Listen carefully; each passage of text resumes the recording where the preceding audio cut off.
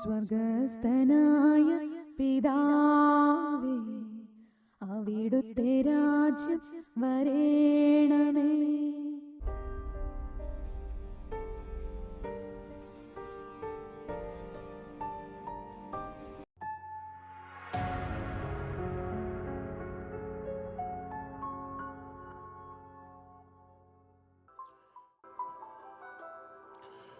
യേശുവിൻ്റെ രണ്ടാമത്തെ വരവും വിധിയാളനായി വരുന്നതും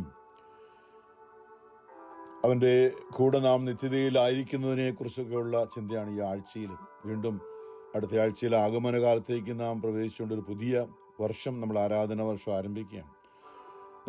നമ്മുടെ കഴിഞ്ഞ ഒരു വർഷത്തെ ജീവിതത്തെക്കുറിച്ചൊന്ന് അവലോകനം ചെയ്യാനുള്ള സമയം കൂടിയാണിത്.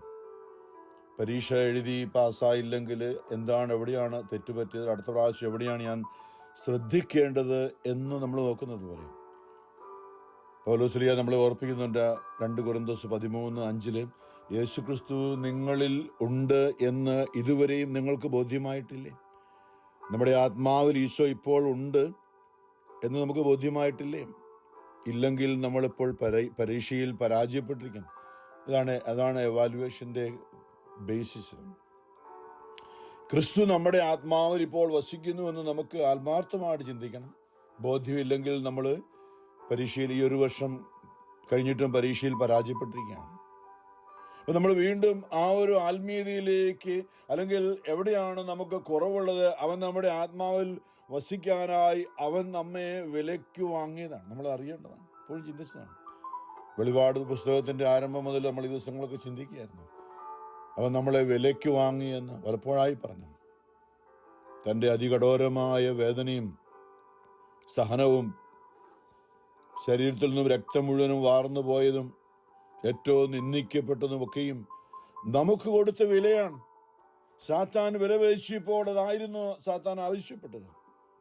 ജോബിൻ്റെ പുസ്തകത്തിലുമാണ്. ജോബിൻ്റെ കാര്യത്തെക്കുറിച്ച് കർത്താവ് പറയുമ്പോൾ, ജോബിനെ പോലെ നല്ലവനായി ഇത്രമാത്രം ദൈവത്തെ സ്നേഹിക്കുന്ന, ഭയപ്പെടുന്ന ആരെങ്കിലും ഉണ്ടോ എന്ന് ദൈവം ചോദിച്ചപ്പോൾ സാത്താൻ പറയുന്നുണ്ട്, നീ അവനെ എൻ്റെ കയ്യിലേക്കൊന്ന് വിട്ടുതാ, കാണിച്ചു തരാം, അവൻ നിന്നെ ഒരിക്കലും സ്തുതിക്കുകയില്ല എന്ന്. നമ്മളുടെയൊക്കെ ജീവിതത്തിൽ ഇത് നടന്നുകൊണ്ടിരിക്കുകയാണ്. നമ്മൾ യേശുവിൻ്റെ സ്നേഹത്തിലേക്ക് വന്ന് എത്രയോ മനോഹരമാണ് നമ്മുടെ, അല്ലേ? വെളിപാട് 2 പറയുന്നത് എൻ്റെ ആദ്യ സ്നേഹം. യേശുവിൻ്റെ സ്നേഹം നമ്മുടെ ഉള്ളിൽ നിറഞ്ഞ ആദ്യകാല അനുഭവങ്ങൾ, അല്ലേ, നമ്മുടെ ഉള്ളിൽ എന്നും സൂക്ഷിക്കുന്നുണ്ടായിരിക്കണം. അത് നമ്മളെ ഉള്ളിൽ ആ ദൈവസ്നേഹം നിറഞ്ഞ അന്ന് മുതൽ പിശാച് നമ്മളെ നോട്ടമിട്ടിരിക്കുകയാണ്. ഓരോ ദിവസവും നമ്മൾ കടന്നു പോകുമ്പോൾ അനുദിനം ഈശോ നമ്മൾ പറഞ്ഞ ലൂക്ക 9:23 ആരെങ്കിലും എന്നെ അനുഗമിക്കാൻ ആഗ്രഹിക്കുന്നുവെങ്കിൽ അവൻ തന്നെ പരിത്യജിച്ച് സ്വയം ഇല്ലാതാകുന്നു. സാരമില്ല, എനിക്ക് ഒരു പരിഗണനയും ലഭിക്കുന്നില്ല, ആരും എന്നെ മൈൻഡ് ചെയ്യുന്നില്ല. എന്തെല്ലാം കാര്യങ്ങൾ ദൈവത്തിനു വേണ്ടി എന്തെല്ലാം നന്മ ചെയ്തിട്ടും ആരും അതേക്കുറിച്ചൊന്നും ശ്രദ്ധിക്കുന്നേയില്ല, ഒന്നും പരിഗണിക്കുന്നേയില്ല. അതാണ് യേശുവിൻ്റെ ജീവിതം. അവൻ രാവിലെ മുതൽ രാത്രി മുഴുവനും പ്രാർത്ഥിക്കുകയായിരുന്നു. പകൽ മുഴുവനും ജനങ്ങളുടെ ഇടയിൽ ശുശ്രൂഷ ചെയ്തുകൊണ്ട് പിതാവിൻ്റെ സ്നേഹം വെളിപ്പെടുത്തി. യോഹന്നാൻ എഴുതി വച്ചിരിക്കുന്നതാണ്, അവൻ തൻ്റെ ജനത്തിൻ്റെ ഇടയിലേക്ക് എന്നാൽ ആരും അവനെ അറിഞ്ഞില്ല. യേശുവിൻ്റെ ജീവിതം അങ്ങനെയാണ്. അങ്ങനെയാണെങ്കിൽ അവനെ അനുഗമിക്കുന്ന നമ്മളെയും ആരും അറിയത്തില്ല. അറിഞ്ഞാലോ കുഴപ്പം, ആരും അറിയത്തില്ല. നമ്മളെ ആരും മനസ്സിലാക്കുന്നില്ല. നമ്മൾ ഈശോയ്ക്ക് വേണ്ടിയാണ് ജീവിക്കുന്നത്. നമ്മുടെ കുടുംബത്തിലുള്ളവർ പ്രത്യേകിച്ചും, നമ്മുടെ ബന്ധുക്കളും, അല്ലേ, ഈശോയുടെയൊക്കെ നമ്മളോട് പറഞ്ഞതല്ലേ, ഇന്നലെയൊക്കെ ചിന്തിച്ചാണ്. സ്നേഹം നഷ്ടപ്പെട്ട അവസ്ഥയിൽ ഒരു കുടുംബത്തിൽ 5 പേരുണ്ടെങ്കിൽ 3 പേർ 2 പേർക്ക്, 2 പേർ 3 പേർക്ക് എതിരായി. ദൈവത്തോടുള്ള, യേശുവിനോടുള്ള സ്നേഹത്തെ പ്രതി നമ്മൾ അവരോട് സംസാരിക്കുമ്പോൾ അവരെ എതിർക്കും. അതങ്ങനെയാണ്. അത് മാറാനായിട്ട് നമുക്ക് ആഗ്രഹിക്കാം. പക്ഷേ നമ്മളുടെ ഈ ലോക ജീവിതം ഒന്നല്ലെങ്കിൽ വേറൊരു രീതിയിൽ നമ്മൾ പീഡിപ്പിക്കപ്പെടും. ഈ ഭൂമിയിലായിരിക്കുന്ന നമ്മളുടെ ജീവിതകാലം. അപ്പം നമ്മളെല്ലാം ഒന്നും നന്മയായിട്ട് വരുമെന്ന് പ്രതീക്ഷിക്കരുത്. പലപ്പോഴും നമുക്ക് പറ്റിയ കുഴപ്പം അതാണ്. ആദ്യകാലങ്ങൾ ഞാൻ കഴിഞ്ഞ ഓർപ്പിച്ചു, കരിസ്മാറ്റിക് നവീകരണം, അന്നൊക്കെ എല്ലാ സൗഖ്യങ്ങളും, എല്ലാ രോഗങ്ങളും സൗഖ്യം പ്രാപിക്കണം, എല്ലാ പ്രശ്നങ്ങളും മാറണം. അതിനുവേണ്ടിയായിരുന്നു നമ്മളുടെ ധ്യാനം കൂടുന്നത്, വചന പ്രഘോഷണം, ധ്യാന കൂട്ടായ്മകൾ, ഇതെല്ലാം ആദ്യകാലങ്ങൾ എൻ്റെ ഉള്ളിലാണ്. എല്ലാം സൗഖ്യം പ്രാപിച്ചില്ലെന്നില്ല, അനേകർ സൗഖ്യം പ്രാപിച്ചു, അനേകരെ സൗഖ്യം പ്രാപിച്ചുമില്ല. അപ്പോൾ എന്താ പറ്റിയ കർത്താവേ, എന്താണ് ഇവർക്ക്, എന്തുകൊണ്ടാണ്? അവരുടെ കുഴപ്പം കൊണ്ടായിരിക്കും, അവർ ശരിയല്ല, അതുകൊണ്ട് സൗഖ്യം പ്രാപിച്ചില്ല എന്നൊക്കെ ചിന്തിച്ച കാലഘട്ടമുണ്ട് എൻ്റെ ജീവിതത്തിൽ. പിന്നീട് മനസ്സിലായി അനേക വിശുദ്ധരെ വധിക്കപ്പെട്ടു. അനേക വിശുദ്ധരെ, വിശുദ്ധ കൂട്ടായ്മയുടെ മധ്യ പുണ്യതി മരിച്ചത് ക്ഷയരോഗം ബാധിച്ചാണ്. അൽഫോൺസാമ മരിച്ചത് ക്ഷയരോഗം ബാധിച്ചാണ്.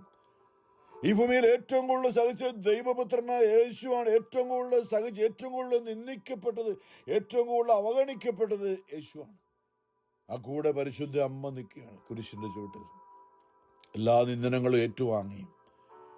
ഇപ്പം നമ്മൾ അവനെ അനുഗമിക്കുന്നവരാണെങ്കിൽ നമുക്ക് ഇനിയും വരാനുള്ളൊരു മാറ്റം, മനോഭാവം അതാണ്. അതായത് നമ്മളുടെ ജീവിതത്തിൽ സഹനം വേണ്ട എന്നൊരു കാഴ്ചപ്പാട് നമുക്കുണ്ടെങ്കിൽ, സഹനം ക്രിസ്തീയതയുടെ ഏറ്റവും മൂല്യം നിർണ്ണയിക്കുന്ന മേഖലയാണ് സഹനം. അതിനുവേണ്ടിയാണ് നമ്മൾ ചോദിക്കേണ്ടത്, സഹനശക്തിക്ക് വേണ്ടി. ശിഷ്യന്മാർ കുറെ കഴിഞ്ഞപ്പോൾ യേശുവിനോട് ചോദിച്ചു, ഞങ്ങളുടെ വിശ്വാസത്തെ വർദ്ധിപ്പിക്കണമേ എന്ന്. സഹനമായിരുന്നു.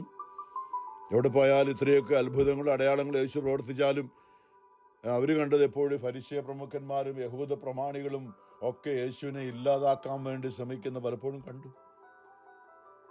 അവർക്കത് പിടികിട്ടിയില്ല. അവർ വിചാരിച്ചത് യേശു രാജാവാകുന്നൊക്കെയാണ്.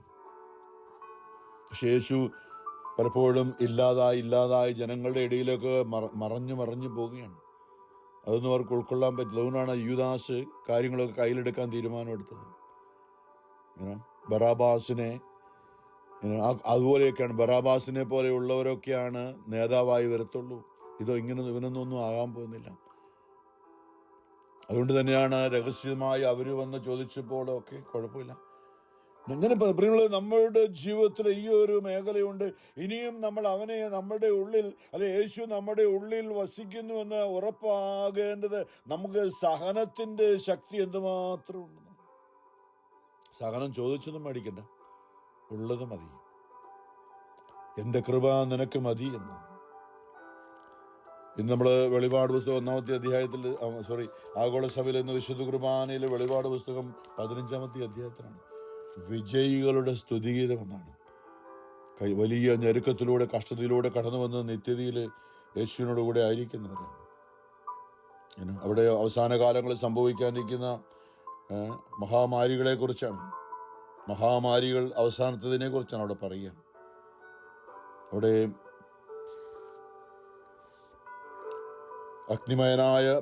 അഗ്നിമയമായ പളുങ്കുകടൽ പോലെ ഒരു കാഴ്ച ഞാൻ കണ്ടു. മൃഗത്തിന്റെ മേലും, അതായത് സാത്താന്റെ മേലും അവന്റെ പ്രതിമയന്മേലും അവന്റെ നാമസംഖ്യന്മേലും വിജയം വരിച്ചു.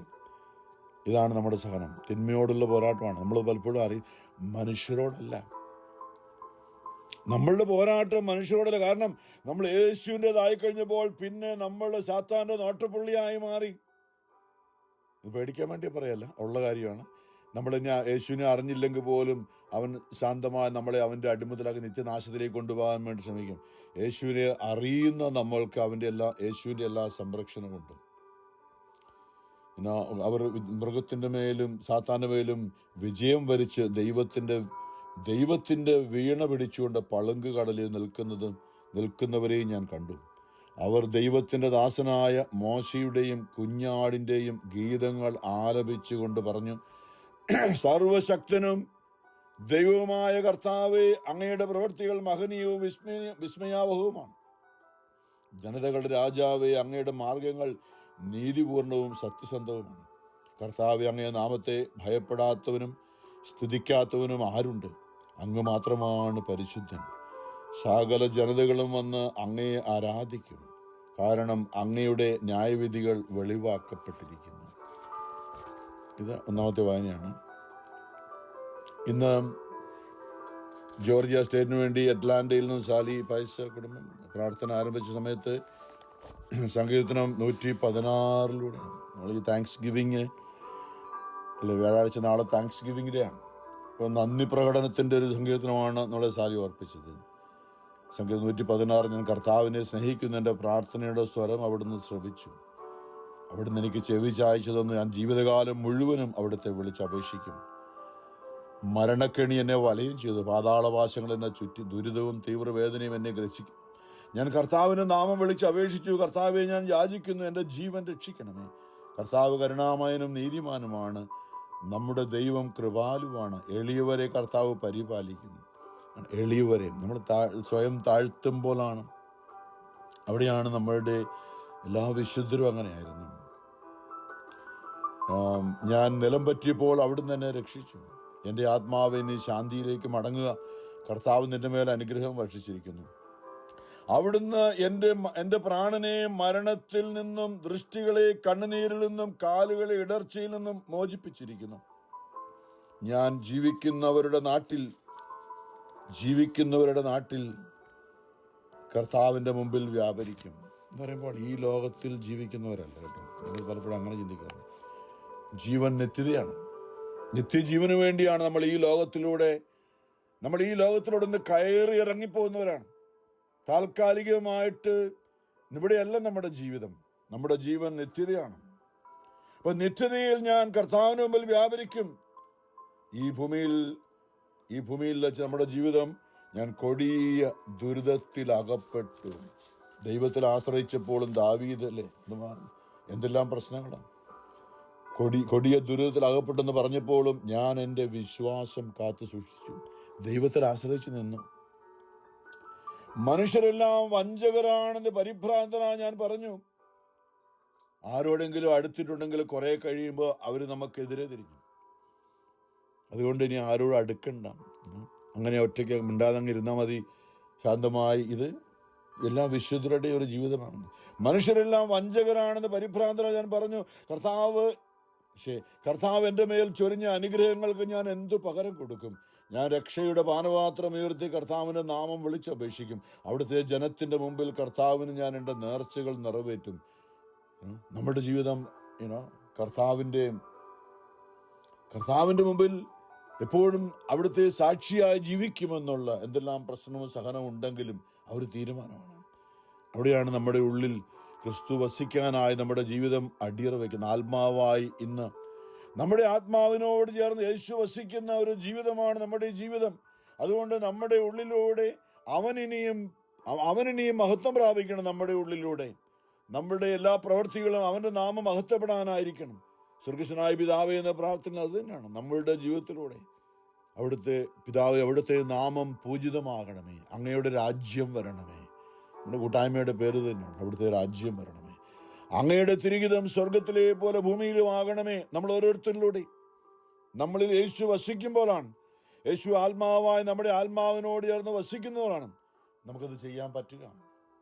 പരിശുദ്ധാത്മാവ് നിങ്ങളുടെ മേൽ വന്നു കഴിയുമ്പോൾ നിങ്ങൾ ശക്തി പ്രാപിക്കും. നിങ്ങൾ ജെറുസലേമിലും ജൂദയായാലും സമരിയായാലും ലോകത്തിൻ്റെ അതിർത്തികൾ വരെയും എനിക്ക് സാക്ഷികളായിരിക്കും. അവിടുത്തെ ജനത്തിന് മുമ്പിൽ കർത്താവിന് ഞാൻ എൻ്റെ നേർച്ചകൾ നിറവേറ്റും. തൻ്റെ വിശുദ്ധരുടെ മരണം കർത്താവിന് അമൂല്യമാണ് എന്ന് പറയുമ്പോൾ, നമ്മളെ നിത്യതയിൽ വിശുദ്ധരുടെ മരണം എന്ന് പറയുമ്പോൾ ഈ ലോക ജീവിതത്തിൻ്റെ മരണമല്ല കേട്ടോ. നമ്മൾ ചിന്തിക്കേണ്ട, എല്ലാവരും മരിച്ചു. യേശുക്രിസ്തുവിന് ഇത്രയും ഹീനമായൊരു മരണമല്ലേ? യേശുവിന്റെ മരണം പോലെ ഇത്രയും ഹീനമായൊരു മരണം ആർക്കും കിട്ടിയിട്ടുണ്ട്? ആർക്കും കിട്ടിയിട്ടില്ല. സ്വന്തം അമ്മ നോക്കി നിൽക്കിയ കുരിശിന്റെ ചുവട്ടിൽ എന്തുമാത്രം നിന്ദിക്കപ്പെട്ടു. ഞാൻ പറയുന്ന പോലെ വഴിയരികിലാണ് നഗ്നനാക്കി അവനെ ക്രൂശിച്ച് തൂക്കിയിട്ട മരത്തിന്റെ അടിയിൽ അമ്മ കരഞ്ഞുകൊണ്ട് നിൽക്കുകയാണ്. വഴിയെ പോകുന്നവര് നിയമാവർത്തന അവരുടെ നിയമം പറയുന്നിങ്ങനെയാണ്: കുരിശിൽ തൂക്കപ്പെട്ടവൻ ശപിക്കപ്പെട്ടവനാണ്. അതെല്ലാവരും അതിൽ കടന്നു പോകുന്നവരൊക്കെ അവനെ പരിഹസിക്കുകയും അവന്റെ മേൽ കാർക്കിച്ചു തുപ്പുകയും ചെയ്യും. കാരണം ഇവൻ ശാപഗ്രസ്തനാണ്, ശപിക്കപ്പെട്ടവനാണ്. അപ്പൊ ഇവര് പോകുന്ന വഴിക്ക് തുപ്പിയ തുപ്പലൊക്കെ അവന്റെ മേൽ വീണിട്ട് അത് ഒഴുകി അമ്മയുടെ തലയിലാണ് വന്ന് വീണത്. യേശുവിന്റെ ശരീരത്തിൽ നിന്നും ഒഴുകിയ രക്തം മുഴുവനും കുരിശിലുള്ള നിന്ന് അമ്മയുടെ തലയിലൂടെ അമ്മയുടെ കണ്ണുനീരുമായിട്ട് രക്തക്കണ്ണുനീരായി ഭൂമിയിൽ പതിച്ചു. ഇത്രമാത്രം സഹിച്ചവളാണ് പരിശുദ്ധ കന്യകാമറിയം. ഇത്രമാത്രം നിന്ദിക്കപ്പെട്ടവളാണ്. നമ്മളാ പറയുന്നത് നമുക്ക് ചില കാര്യങ്ങളൊക്കെ സാധിച്ചു തരണമെന്ന് അമ്മയോട് ഓർത്ത് നോക്കി. അമ്മ പറയും, മക്കളെ എത്ര പറഞ്ഞാൽ നിങ്ങൾക്കത് മനസ്സിലാകാൻ പോകുന്നില്ല, കുഴപ്പമില്ല, കുറെ കഴിയുമ്പോൾ നിങ്ങൾക്കത് മനസ്സിലാകും. ആ ഒരു രീതിയിലാണ് അമ്മ. അവൻ പറയുന്നത് പോലെ നിങ്ങൾ ചെയ്യും. ഇത് മാത്രം അമ്മ പറയും. ഞാൻ നിങ്ങളുടെ അമ്മയായിരിക്കുന്നത് നിങ്ങൾ അവനെ അറിയാൻ വേണ്ടി മാത്രമാണ്. നിത്യതയിലേക്ക് അവൻ വഴിയല്ലാതെ വേറെ ഒരു വഴിയില്ല. അതുകൊണ്ട് അവനെ അറിയാൻ വേണ്ടിയാണ് ഞാൻ നിങ്ങളുടെ അമ്മയായി. ഇത് അമ്മ അമ്മയോട് പറയുന്നത്, പരിശുദ്ധ അമ്മ. കർത്താവെ, ഞാൻ അവിടുത്തെ ദാസനാണ്. ഇതൊരു പരിശുദ്ധ അമ്മയെക്കുറിച്ചുള്ള ദാവീദിന്റെ ഉള്ളിൽ, അത് ദാവീദിന്റെ അമ്മയെക്കുറിച്ച് ബൈബിൾ ഒരിടത്തും പറയുന്നില്ല. ഇവിടെ ഒരു വചനം പറയാണ്, മാതാവിനെ കുറിച്ചുള്ള വചനമാണ്. സങ്കീർത്തനം 116:16 കർത്താവെ, ഞാൻ അവിടുത്തെ ദാസനാണ്, അവിടുത്തെ ദാസനും അവിടുത്തെ ദാസിയുടെ പുത്രനും തന്നെ. അവിടുത്തെ ദാസി പരിശുദ്ധ കന്യാമറിയമാണ്. ദൂതന്റെ മുമ്പിൽ ലൂക്കാവുന്ന, ഇതാ ഞാൻ കർത്താവിന്റെ ദാസി, നിന്റെ വചനം പോലെ എന്നിൽ നിറവേറട്ടെ എന്ന് പറഞ്ഞ് സമർപ്പിച്ച ആ കന്യകാ മറിയം, ആ മറിയത്തിൻ്റെതാണ്. കർത്താവേ, ഞാൻ അവിടുത്തെ ദാസനാണ്, അവിടുത്തെ ദാസനും അവിടുത്തെ ദാസിയുടെ പുത്രനും തന്നെ. യേശു പറയാണ് ആത്മാവിൽ, അന്ന് ദാവീദിന്റെ ഉള്ളിലൂടെ. നമ്മളും ഇന്ന് ദൈവത്തിന് വേണ്ടി ജീവിക്കുക. പരിശുദ്ധ അമ്മയുടെ മക്കളാണ് നമ്മൾ. അവിടുന്ന് എൻ്റെ ബന്ധനങ്ങൾ തകർത്തു. ഞാൻ അങ്ങേ കൃതജ്ഞത അർപ്പിക്കും. ഞാൻ കർത്താവിൻ്റെ നാമം വിളിച്ച് അപേക്ഷിക്കും. നമ്മൾ അറിയേണ്ട ഇന്ന് സുവിശേഷത്തിൽ ഈശോ പറയുന്നത്, യേശു നാമത്തെ നമ്മൾ അറിയുന്നത് കൊണ്ട് ക്ലേശങ്ങളുടെ ആരംഭം എന്ന് ലൂക്ക 21 ഇന്നലത്തെ ബാക്കിയായിട്ട് ഇന്ന് 12 തൊട്ടാണ്. ഇവയ്ക്കെല്ലാം മുമ്പ് അവർ നിങ്ങളെ പിടികൂടുകയും പീഡിപ്പിക്കുകയും ചെയ്യും.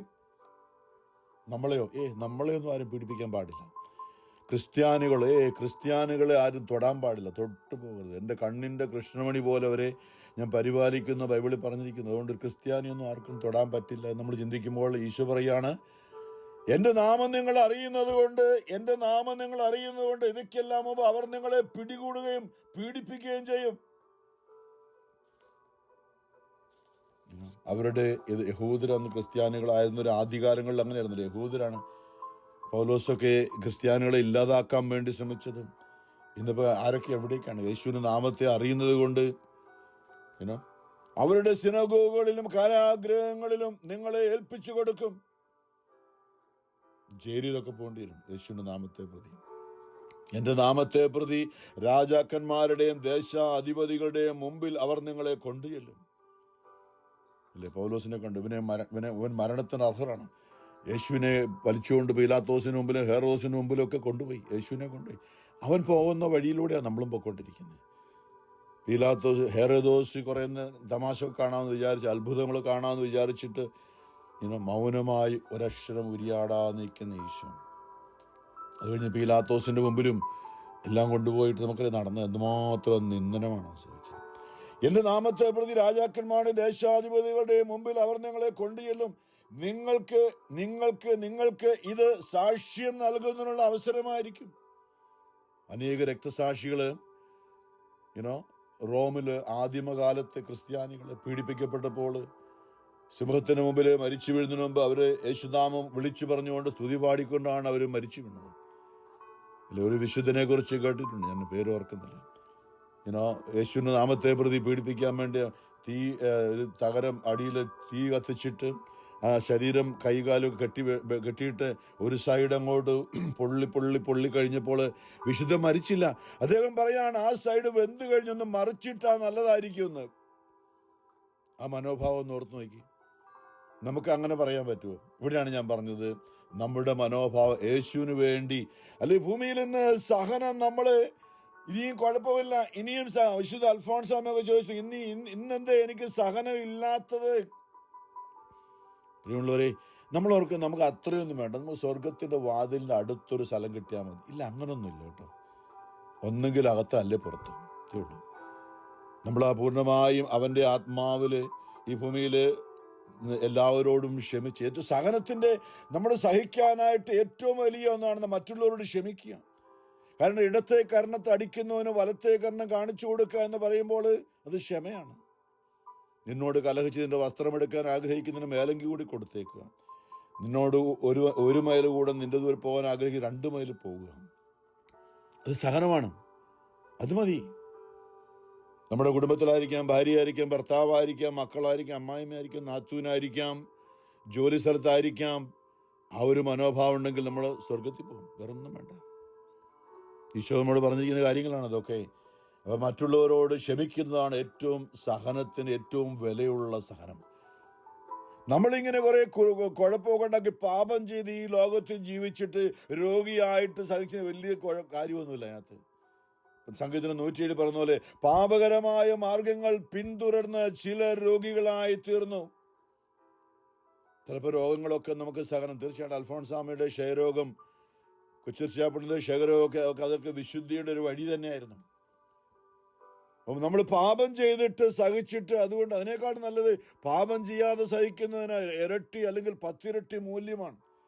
ചിലർക്ക് നാണയം അല്ലേ, 5 നാണയം കൊടുത്തത് 10 ആക്കിയില്ല ചിലർ. 1 കിട്ടിയത് തുണിക്കാതെ പോകുന്നു, ചില മണ്ണി കുഴിച്ചിട്ടെന്ന് പറഞ്ഞു. സഹനമൊന്നും വേണ്ട നമുക്കെന്ന് പറയുന്നൊരവസ്ഥയാണ്. നമ്മളുടെ ജീവിതത്തിൽ ഇത് നമ്മൾ അറിയേണ്ടതാണ്. അതുകൊണ്ട് നമ്മളുടെ ജീവിതത്തിൽ മാറ്റം വരേണ്ടതാണ്. നമുക്ക് ഉള്ള സഹനം ഉയർത്തി. അതാണ് ഈശോ പറഞ്ഞത് ലൂക്ക 9:23. ആരെങ്കിലും എന്നെ അനുഗമിക്കാൻ ആഗ്രഹിക്കുന്നവൻ തന്നെ പരിത്യജിച്ച്, ഞാൻ ഒന്നും വേണ്ട, എനിക്കൊന്നും വേണ്ട, യേശുവിനെ പ്രതി എല്ലാം ഞാൻ പരിത്യജിക്കുന്നു. എൻ്റെ ആഗ്രഹങ്ങളും എൻ്റെ മോഹങ്ങളും എൻ്റെ എന്തെല്ലാമായിരുന്നു എൻ്റെ ആശകൾ. കുഞ്ഞുനാൾ തൊട്ടിൽ എന്തെല്ലാം ആശകളായിരുന്നു. അതൊക്കെ നടക്കാതെ വരുമ്പോൾ, ആ നടക്കാൻ പറ്റാതിനോർത്ത്, ആര് മൂലമാണോ നടക്കാതിരുന്ന അവരെ ഓർത്ത് അവർ നമ്മുടെ ശത്രുക്കളായി കാണുമ്പോൾ അവിടെ അതല്ല, ഇത് ദൈവം അനുവദിച്ചതാണ്. ഞാൻ സഹനത്തിലൂടെ കടന്നു പോകുമ്പോഴാണ് പൗലോസിനെ പറഞ്ഞതുപോലെ, നിന്റെ ബലഹീനതയിലാണ് എൻ്റെ ശക്തി പൂർണ്ണമായും പ്രകടമാക്കാൻ പോകുന്നത്. നിന്റെ സഹനത്തിലാണ് എൻ്റെ ശക്തി നിന്നിൽ വെളിപ്പെടാൻ പോകുന്നത്. അതുകൊണ്ട് അതവിടെ ഇരിക്കട്ടെ, സാരമില്ല. എൻ്റെ സഹനം 2 കൊരിന്ത്യർ 12 എൻ്റെ കൃപ നിനക്ക് മതി. പൗലോസ് പഠിച്ചു ഇവിടെ പറയാൻ, ഞാൻ എൻ്റെ സഹനങ്ങളെ ഓർത്ത് ഞാനിപ്പോൾ എൻ്റെ ദൈവത്തെ സ്തുതിക്കുന്നു. നമ്മുടെ ജീവിതത്തിൽ ഇന്നോളം ഓർമ്മ വെച്ച നാളുകൾ, ഇന്നോളം ഉണ്ടായ എല്ലാ സഹനങ്ങളെയും കൂട്ടി വെച്ചുകൊണ്ട് കർത്താവിനൊന്ന് കാഴ്ചവെക്കാൻ പറ്റും. അതാണ് ഏറ്റവും വലിയ കാഴ്ചവെപ്പ്. നന്ദിയോടെ നമുക്ക് കഴിഞ്ഞ് സമർപ്പിച്ചു ഈ താങ്ക്സ് ഗിവിങ്ങില് നമുക്ക് ഹാപ്പി താങ്ക്സ് ഗിവിംഗ് എന്ന് പറയുമ്പോൾ നമുക്ക് ഈ ഭൂമിയിലുള്ള എല്ലാ മനുഷ്യരെ ഓർത്ത് ആത്മാർത്ഥമായിട്ട് പറയണം. ഞാനും ചിന്തിക്കുന്ന അല്ലെങ്കിൽ അതിനുവേണ്ടി ശ്രമിച്ചുകൊണ്ടിരിക്കുന്ന ഒരു മേഖലയാണ്. ഈ ഭൂമിയിൽ നമ്മൾ ഇടപെട്ട, നമ്മളെ ഉപദ്രവിച്ച്, നമ്മുടെ ജീവിതം നശിപ്പിച്ച, നമ്മളെ ഉപദ്രവിച്ച അനേക ജീവിതം, അവരെ എല്ലാം ഓർത്തുന്ന ഹൃദയപൂർവ്വം ദൈവമേ അവരെക്കുറിച്ച് ഞാൻ നന്ദി പറയുന്നു എന്ന് നമുക്ക് പറയാൻ പറ്റുമ്പോൾ നമ്മളുടെ താങ്ക്സ് ഗിവിങ് റിയലി ദൈവസന്നിധിയിൽ സ്വീകരിക്കപ്പെട്ട ഒരു നന്ദി പ്രകടനമായി. അല്ലെങ്കിൽ പറയുമ്പോൾ പറത്തു വിശുദ്ധ കുർബാനയുടെ അത് താങ്ക്സ് ഗിവിങ് എന്നാണ്, അല്ലെങ്കിൽ യൂക്കരിസ്റ്റിയ എന്ന വാക്കിൻ്റെ അർത്ഥം നന്ദി പ്രകടനം എന്നാണ്. വിശുദ്ധ ബലി അർപ്പിക്കുമ്പോൾ എല്ലാവരെയും ഓർത്ത് ഹൃദയത്തിൽ ആരോടും പരാതിയില്ലാതെ എല്ലാവരെയും ദൈവസന്നിധിയിലേക്ക് ഉയർത്തിക്കൊണ്ട്, ദൈവമേ നന്ദി, അവരിലൂടെ എനിക്ക് പ്രശ്നമുണ്ടായി, പക്ഷേ അതോർത്ത് നന്ദി പറയുന്നു. ദുരിതങ്ങളെല്ലാം എനിക്ക് ഉപകാരമായല്ലോ, അതുമൂലം ഞാൻ അങ്ങേ അറിഞ്ഞല്ലോ. അവിടെയാണ് ദൈവം നമ്മുടെ ആത്മാവിൽ വന്ന് വസിക്കുക.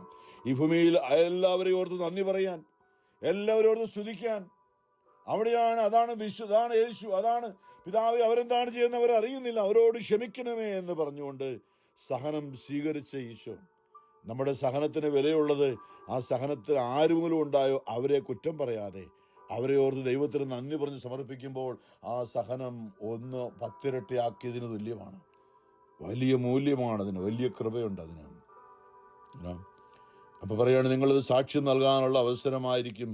എന്നാൽ നിങ്ങളുടെ എതിരാളികളിൽ ആർക്കും ചേർത്ത് നിൽക്കാനോ എതിർക്കാനോ കഴിയാത്ത വാക്ചാതുര്യം ചുമ്മാ രാഷ്ട്രീയക്കാരിയല്ല, രാഷ്ട്രീയ പ്രസംഗമല്ല കേട്ടോ. യേശുവിനെ കുറിച്ച് പറയുമ്പോൾ നമ്മുടെ വാതോരാതെ യേശുവിനെ കുറിച്ച് പറയാനായിട്ട് എന്തെന്നാൽ നിങ്ങളുടെ എതിരാളികൾ ആർക്കും ചേർന്ന് നിൽക്കാനോ എതിർക്കാനോ കഴിയാത്ത വാക്ചാതുര്യവും ജ്ഞാനവും നിങ്ങൾക്ക് ഞാൻ നൽകും. യേശുവിന്റെ വാക്ക്. അവനോട് ചേർന്ന് സഹിക്കുവാൻ, അവനോട് ചേർന്ന് നിൽക്കുവാണെങ്കിൽ സോളമന് പോലും കിട്ടാത്ത ജ്ഞാനം നമുക്ക് തരുമെന്ന് പറഞ്ഞു. ആർക്കും കിട്ടാത്ത ജ്ഞാനവും യേശുവിനെ കുറിച്ച് പറയാനുള്ള എന്തെല്ലാം കൃപകളാണ്. മാതാപിതാക്കന്മാർ, സഹോദരർ, ഇനി ആരൊക്കെയാണ് നമ്മളെ ഉപദ്രവിക്കുമെന്ന് പറയാണ്. അതൊന്നും ചിന്തിക്കണ്ട. എന്നാലും ഇവരിനോട് ഇങ്ങനെ ചെയ്തില്ല. മാതാപിതാക്കന്മാർ അല്ലേ, അപ്പനും അമ്മയും പോലും നമ്മളെ മറക്കുമെന്ന് പറയും. യേശു നാമത്തെ പ്രതി സഹോദരർ, ബന്ധുമിത്രങ്ങൾ, സ്നേഹിതർ എന്നിവർ പോലും നിങ്ങളെ ഒറ്റിക്കൊടുക്കും. വെറുക്കും, അത് ഒറ്റിക്കൊടുക്കും, അവരെ ഇല്ലാതാക്കണമെന്ന് പറയും.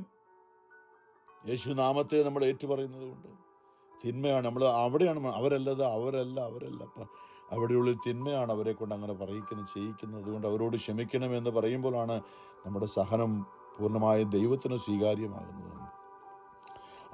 അവർ നിങ്ങളിൽ ചിലരെ കൊല്ലുകയും ചെയ്യും, എന്റെ നാമനിമിത്തം നിങ്ങളെ എല്ലാവരും ദ്വേഷിക്കും. എല്ലാവരും, എക്സെപ്ഷൻ വേണ്ട. കുറെ പേരൊക്കെ നമ്മളെ സ്നേഹിക്കുന്നെന്ന് പറഞ്ഞിട്ട് വലിയ കാര്യമൊന്നുമല്ല.